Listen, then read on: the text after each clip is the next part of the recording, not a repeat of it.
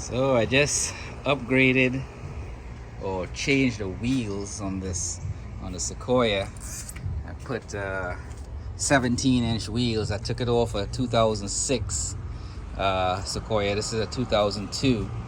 Apparently you need a 17-inch wheels or bigger in order to put big brakes on the front, a big brake upgrade kit. So eventually I'll be doing that. The lift itself worked out pretty good. I don't really like how it sags. It doesn't sag, but it kind of spreads a little. I have to figure out how to address that. But overall, I'm happy with the wheels. I'll eventually take them off and powder coat it. Once I do the powder coating of it, it might sit a little higher. I like how it looks. I like how it turned out. It turned out pretty good. So it's just a matter now of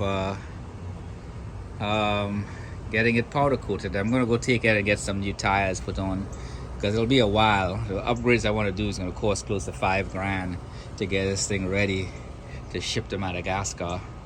I would go with bigger tires, but wheels, but I want to stick as close to stock as possible without too much modification to that sort of thing. The 265 seems to be fine through the bush in Madagascar.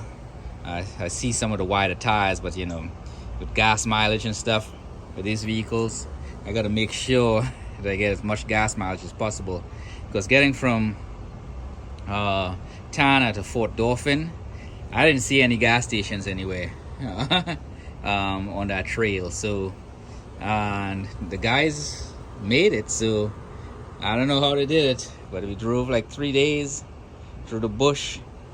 1 tank of gas, I guess. But I'm getting this ready to go to Madagascar.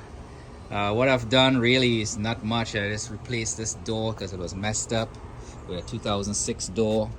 Of course, I took a 2006 wheels, and all this came up to about like $200. I replaced this back hatch with a 2006 back hatch because the other one was really messed up. As you could see, 2006 lights, 2002 side lights. So I do have the parts to replace that to make everything uniform. Not sure if I'm going to do it or not, but it's a start. I'm having problems with the VSC, so I had to disconnect that little plug from the brake fluid reservoir. The light is still on, but now I have access to my traction control. So not traction control, sorry. Now I have access to my 4-wheel drive, which is more important to me if this thing is going to go to Madagascar. Later on, if I feel like it, I'll try and address the issue with it. Put new the canisters, the charcoal canisters, I'm replacing the mass airflow sensor. I'm plugging it back in because I think this one is bad. Even though it tested go positive, it was fine. Anyhow, if you have any questions, ask it in the comment section down below. Like and subscribe. But I'm kind of preemptively getting this vehicle ready to take to Madagascar, just in case I have to move there. So I have something to get around with without too much issues.